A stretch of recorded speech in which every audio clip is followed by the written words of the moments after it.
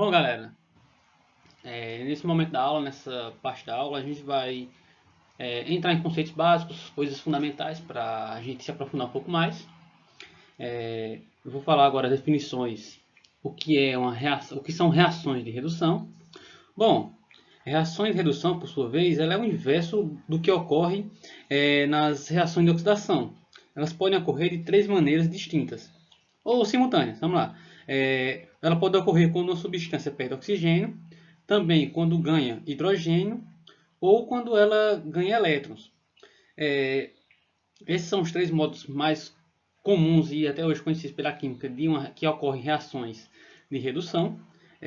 Para ficar mais claro para vocês, eu vou citar aqui um exemplo, algo que possa ajudar na compreensão, que é algo bem básico, que no caso um exemplo cabal seria quando o oxigênio, quando o óxido de cobre negro é colocado em aparelhagem apropriada, no caso uma câmara, que para que ocorra uma redução, o gás hidrogênio, nesse momento ele vai entrar em contato com o óxido de cobre, que está nesse momento superaquecido. Com o resultado, ele vai perder o oxigênio e vai aos poucos se tornando rosa. Isso é o que caracteriza a redução, pois ele está sendo reduzido, o cobre está sendo reduzido. Como eu disse, é um exemplo simples, espero que tenha ajudado na definição. E agora, prosseguindo a aula, a gente vai adentrar um pouco mais nas reações de redução. Bom, galera, nesse momento da aula a gente vai entrar um pouco mais na química orgânica, como o intuito aqui é mais a química orgânica, então vamos se aprofundar um pouco mais nessa temática. Bom, nesse momento aqui vamos falar um pouquinho sobre definindo o que são reações orgânicas de redução. Nada mais são do que fenômenos químicos que ocorrem sempre em determinados compostos orgânicos oxigenados, no caso formados por carbono, hidrogênio e oxigênio, e também nitrogênio. Nesse caso, ele ficaria como um composto orgânico com nitrogênio, ficaria formado por carbono, hidrogênio e nitrogênio, consequentemente, é claro. Nesse caso, eles sofrem o ataque de átomos de hidrogênio, o Hzinho, normalmente ele pode vir de várias fontes.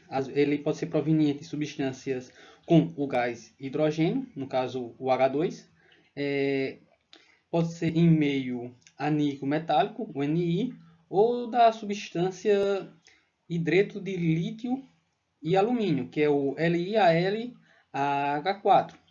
aquoso. Bom, vocês podem ver, eu coloquei um exemplozinho aqui. Claro que essa imagem não é minha, eu vou colocar os desatorais no final, mas eu achei que fica mais fácil a visualização. E vamos seguindo. Bom, quando o gás hidrogênio ele está na presença do níquel metálico, o metal ele vai atuar de forma catalítica sobre as moléculas do gás, o hidrogênio, H2. Essa ação catalítica ela é descrita como uma absorção, tipo como se fosse uma prisão ou uma interação das moléculas de hidrogênio, no caso o H2 do gás hidrogênio, que no caso é seguida do rompimento da ligação sigma entre os átomos de hidrogênio, os quais passam a ser denominados hidrogênios nascentes, ou só hidrogênio separado, quebrou, como está na figurinha.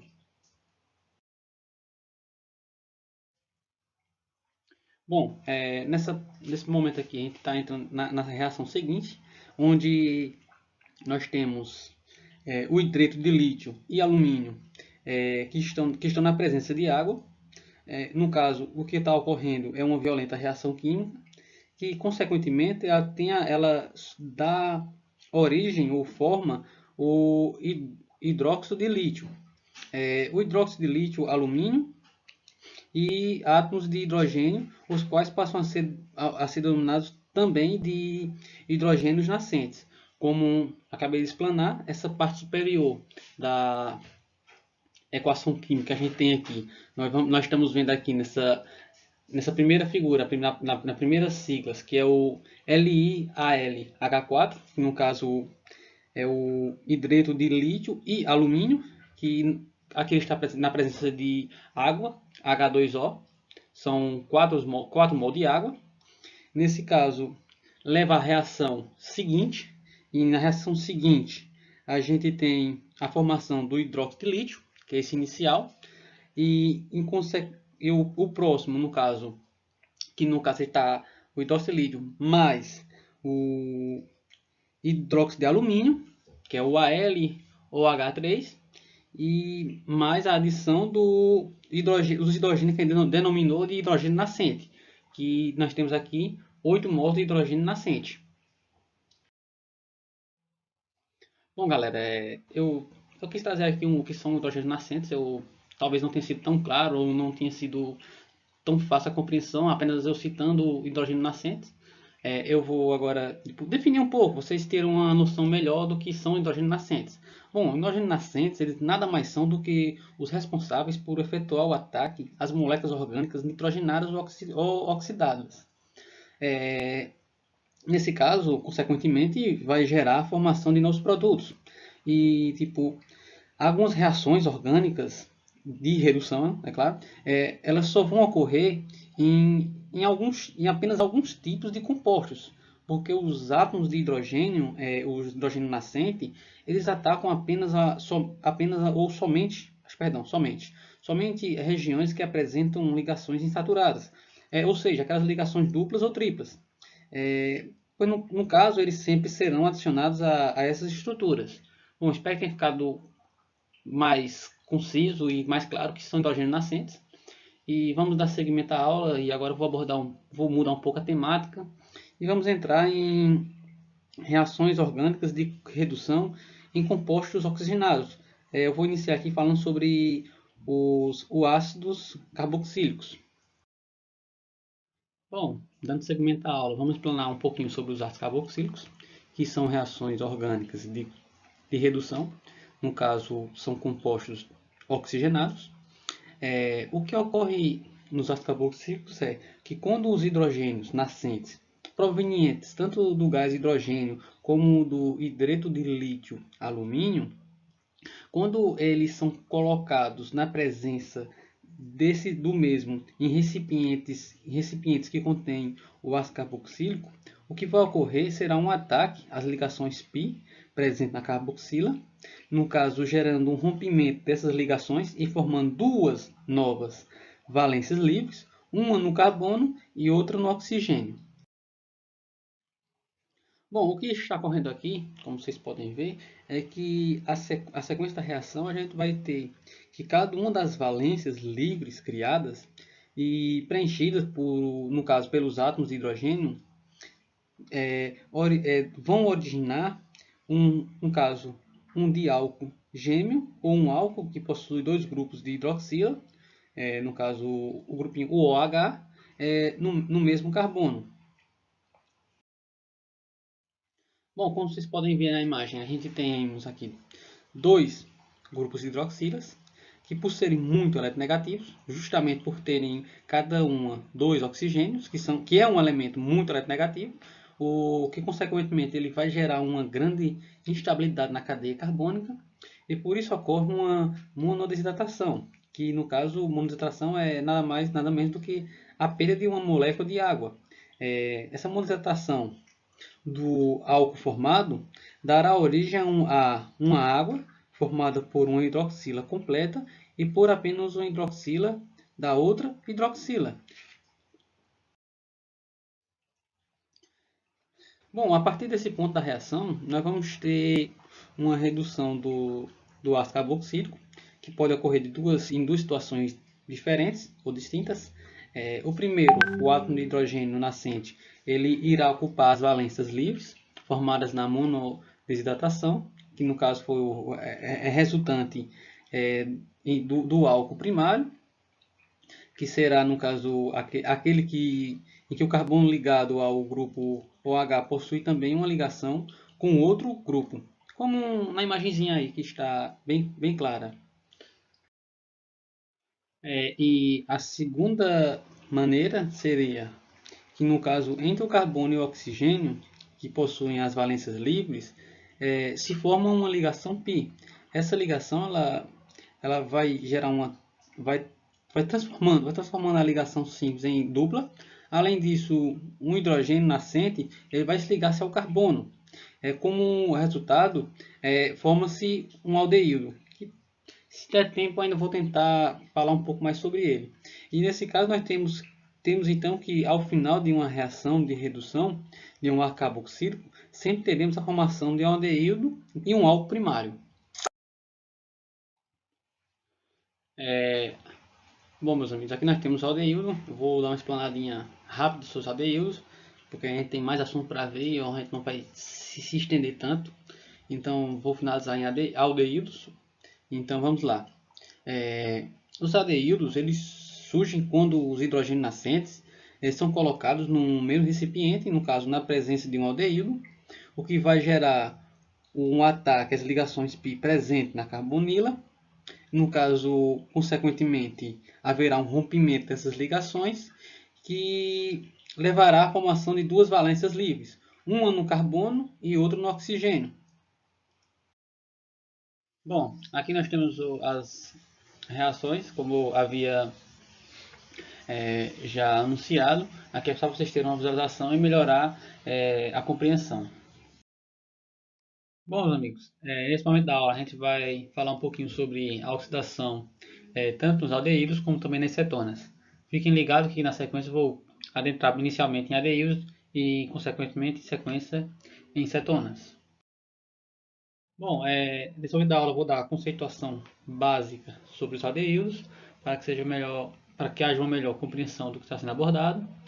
Seria o mais breve possível, já que é algo muito básico e muito superficial, só para dar aquela introdução mesmo e dar um melhor entendimento do que estou abordando.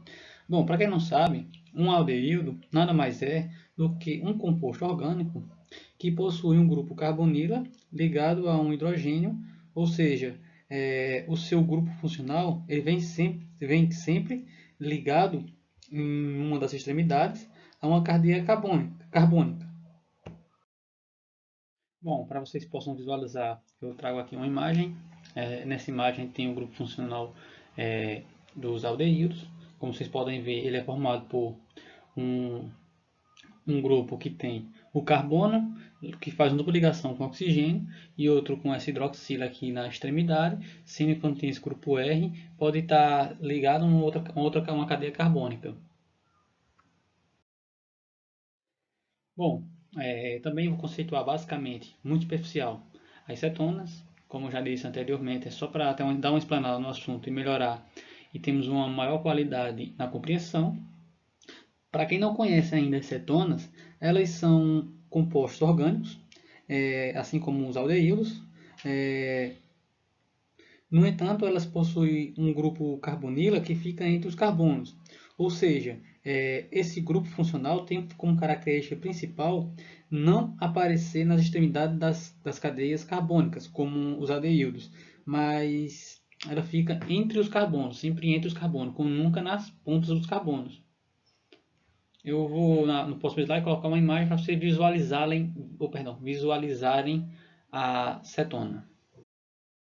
Bom, meus amigos, aqui a gente tem uma cetona, como eu havia dito que traria esse grupo para vocês visualizarem.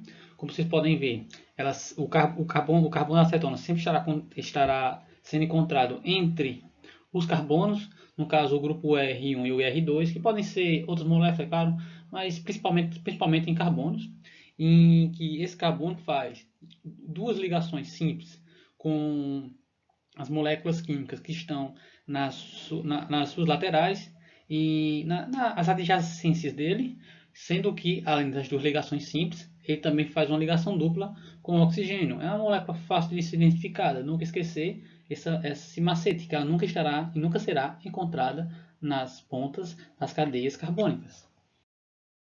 Bom, agora eu vou finalizar a aula. Para concluir, eu vou, no caso, destrinchar o que ocorre na oxidação dos aldeídos nas cetonas. Nesse caso, será uma explicação totalmente teórica, e o que ocorre quando esses dois grupos orgânicos são expostos a agentes oxidantes, somente os aldeídos reagem. Bom, isso se dá porque o carbono ligado ao oxigênio da carbonila ele adquire um caráter positivo. No caso, isso é porque o oxigênio ele é muito mesmo, mais eletronegativo. Então, ele vai atrair mais fortemente os elétrons das ligações químicas. Com isso, um oxigênio nascente, que no caso que se encontrará no meio, ele irá atacar esse carbono, fazendo com que ele se coloque exatamente entre a ligação carbono-hidrogênio, e nesse caso, os aldeídos eles formam-se compostos do grupo dos ácidos carboxílicos, e no caso das cetonas não há reação porque seu carbono da carbonila ele não está ligado a nenhum hidrogênio.